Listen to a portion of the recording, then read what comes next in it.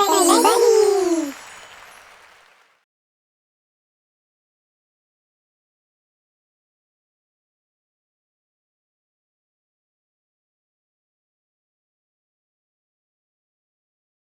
Hello viewers, welcome back to our channel.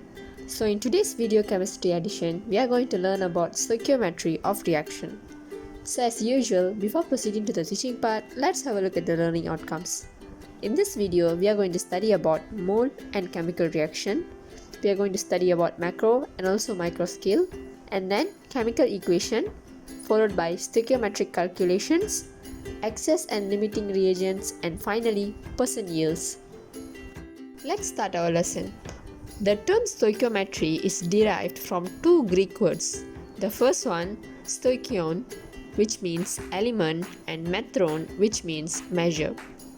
This is a branch of chemistry that deals with quantities of substances that enter into and substances produced by chemical reactions. Now we are going to study about mole and chemical reaction in macro and also micro scale. The coefficients in a chemical equation can be interpreted as macro or micro scale.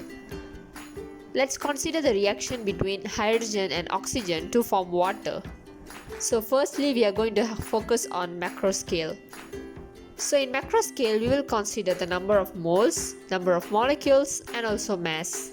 So when we look at the number of moles, we know that 2 moles of hydrogen gas reacts with 1 mole of oxygen to produce 2 moles of water molecule. And when we look at the number of molecules, in order to find the number of molecules, we have to take the coefficient and multiply with Avogadro constant. So for hydrogen, the number of molecules are 12.044 times 10 to the power of 23, and for oxygen, it's 6.022 times 10 to the power of 23, and for water molecule, it's 12.044 times 10 to the power of 23. And finally, mass, we have to take the coefficient and multiply with the mass of the molecule.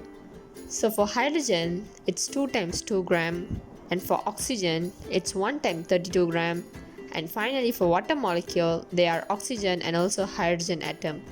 So we have to take 18 and multiply with the coefficient, which is 2. So now let's proceed with the micro scale. In micro scale, we will find the number of molecule, number of atoms, and also mass. So we know that there are 2 molecules of hydrogen gas that reacts with 1 molecule of oxygen that forms 2 molecules of water molecule.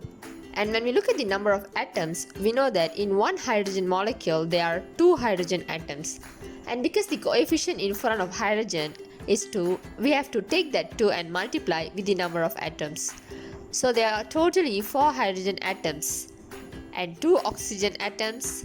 And finally in water molecule, we have 2 hydrogen atom and 1 oxygen atom.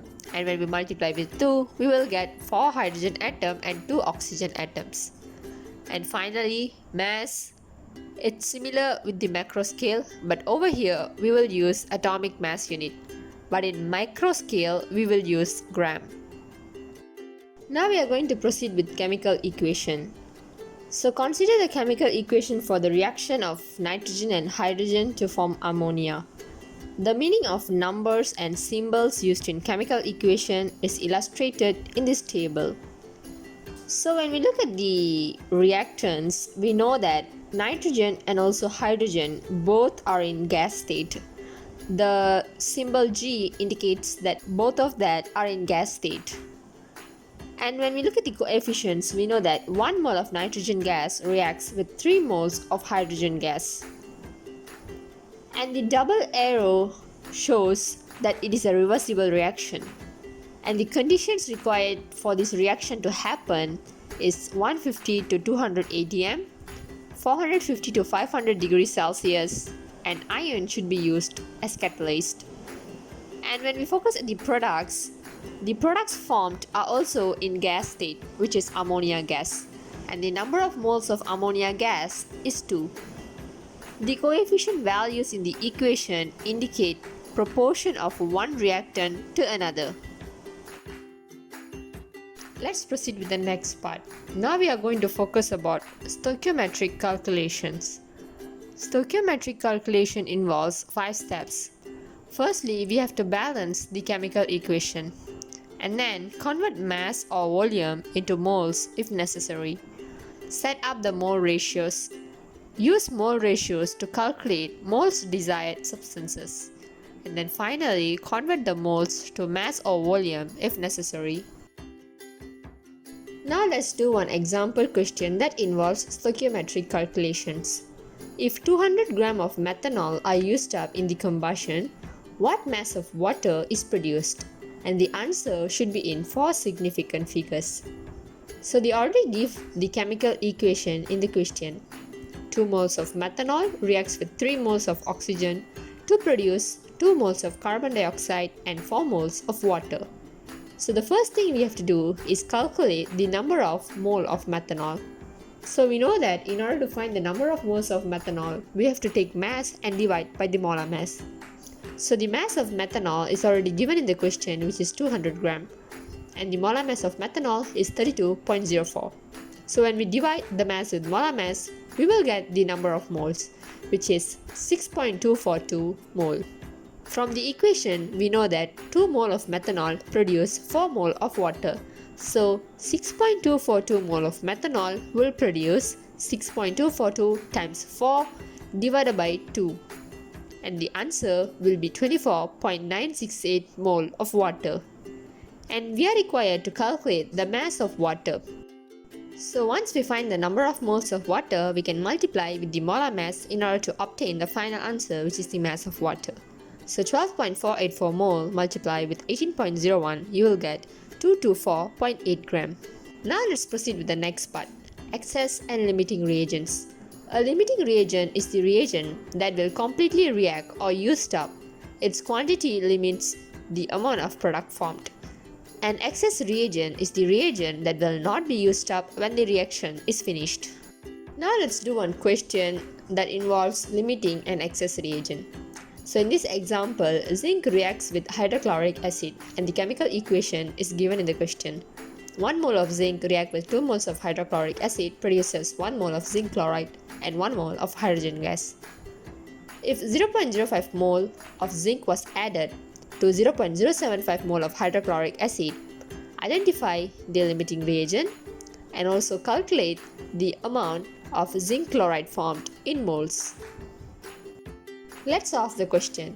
So according to the equation, 0.05 mole of zinc will react with 0.10 mole of hydrochloric acid, but only 0.075 mole of hydrochloric acid is present in the question. So 0.075 mole of hydrochloric acid will react with 0.0375 mole of zinc. But in the question, 0.05 mole of zinc is present. Hence, zinc is considered as the excess reagent and hydrochloric acid is considered as the limiting reagent.